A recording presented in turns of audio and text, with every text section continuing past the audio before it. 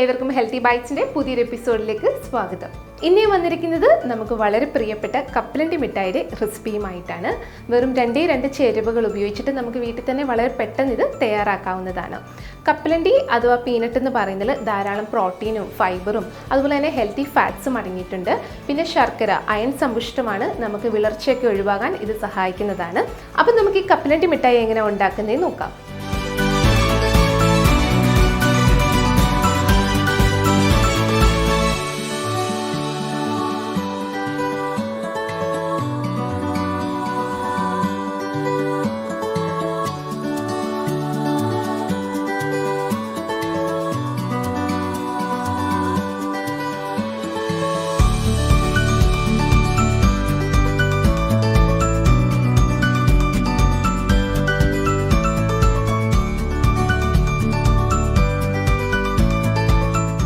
ഞാനിവിടെ നല്ലൊരു ചൂട് കെട്ടിയുള്ളൊരു പാൻ ചൂടാൻ വെച്ചിട്ടുണ്ട്. പിന്നെ ഞാനിവിടെ 1 കപ്പ് നിലക്കടലയാണ് എടുത്തിരിക്കുന്നത്, അഥവാ കപ്പലണ്ടി. അതുപോലെ നമ്മളിങ്ങനെ കപ്പലണ്ടി എടുക്കുമ്പം ഇതുപോലെ ലൈറ്റ് പിങ്ക് കളറിലുള്ള ചെറിയ കപ്പലണ്ടി കിട്ടുമോ എന്ന് നോക്കുക, കാരണം ഇതിന് നല്ല ടേസ്റ്റാണ്. നമുക്കിതിലേക്ക് ഇട്ട് കൊടുക്കാം.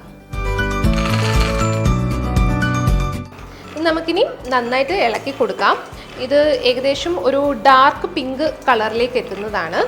അതുപോലെ ഇത് തൊലിയൊക്കെ ഒന്ന് പോയി തുടങ്ങും, ചെറുതായിട്ടൊന്ന് പൊട്ടിയൊക്കെ തുടങ്ങും. അതാണ് ഇതിൻ്റെ കണക്ക്. ഇത് ഇപ്പം നമുക്ക് വേണമെങ്കിൽ ഉപ്പ് പൊടിയോ അതല്ലെങ്കിൽ മണലൊക്കെ ഇട്ടിട്ട് കുറച്ച് കൂടുതലുണ്ടെങ്കിൽ അങ്ങനെ വറുത്തെടുക്കാം. അപ്പം ഒന്നുകൂടെ പെട്ടെന്ന് വറുത്ത് കിട്ടും. ഇതിപ്പോൾ ഇങ്ങനെ മാത്രം ഇട്ടേക്കുന്നതുകൊണ്ട് എന്താണെങ്കിലും ഒരു 25-30 മിനിറ്റൊക്കെ എടുക്കും നല്ലതായിട്ടൊന്ന് വറുത്ത് കിട്ടാൻ വേണ്ടിയിട്ട്.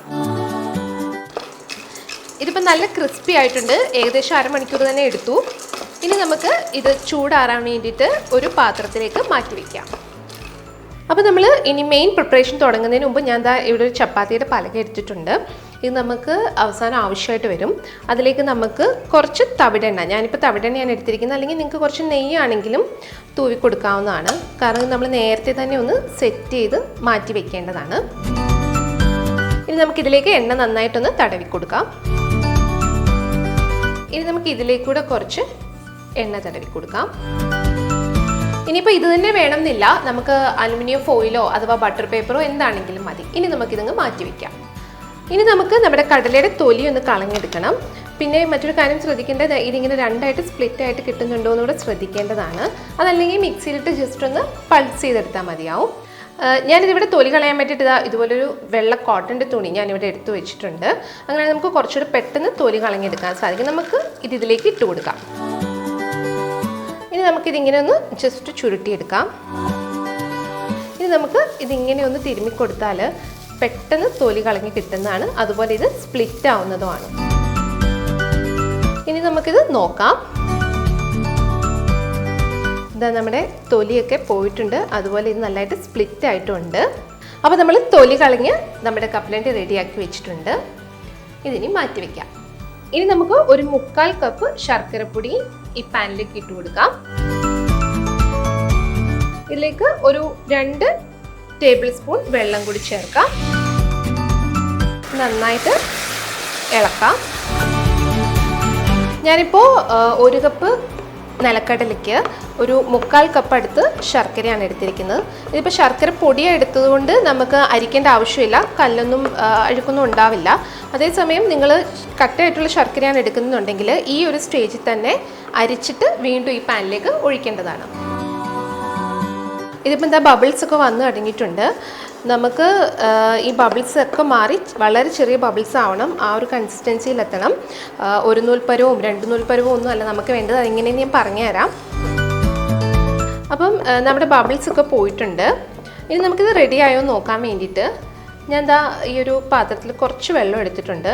നമുക്കിത് കുറച്ചൊന്നിങ്ങനെ ഇട്ട് നോക്കാം. ഇനി നമുക്കിതൊന്ന് എടുത്ത് നോക്കാം.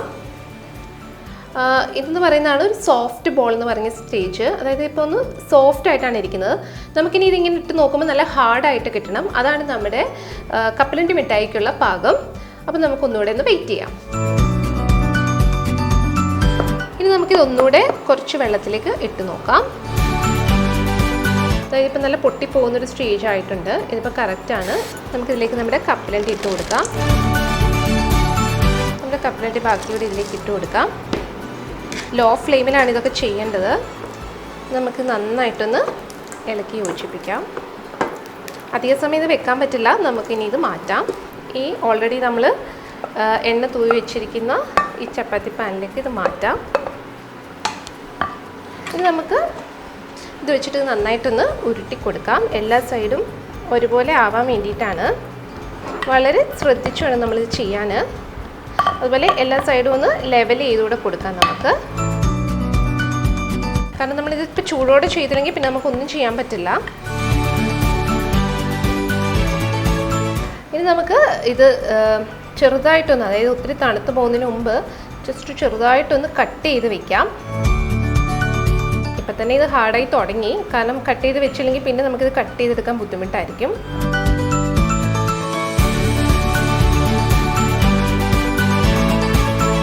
എന്നിട്ട് നമുക്ക് 1 മണിക്കൂറെങ്കിലും ഇത് സെറ്റ് ചെയ്യാൻ വെക്കാം. എന്നിട്ട് നോക്കാം. ഇപ്പോൾ ഏകദേശം ഒരു 1.5 മണിക്കൂറായിട്ടുണ്ട്. നമ്മുടെ കപ്പലണ്ടി മിഠായി സെറ്റായിട്ടുണ്ട്. നമ്മൾ മുറിച്ച് വെച്ചേക്കുന്നതുകൊണ്ട് ഇതിൽ തന്നെ സെറ്റായി. ഇനി നമുക്കിത് നോക്കാം.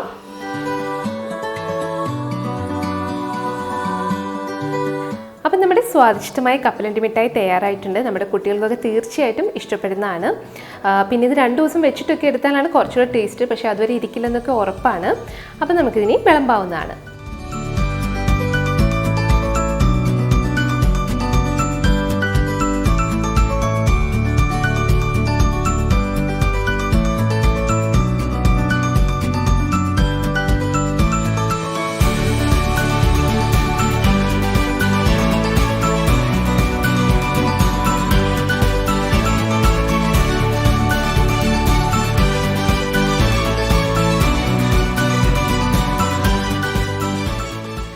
എല്ലാവർക്കും ഈ കപ്പലണ്ടി മിഠായിയുടെ റെസിപ്പി മനസ്സിലായി കാണുമല്ലോ. നിങ്ങൾ ഫ്രണ്ട്സും ഫാമിലിയും എല്ലാവരുമായിട്ട് ഈ വീഡിയോ ഇഷ്ടമെങ്കിൽ ഷെയർ ചെയ്യുക.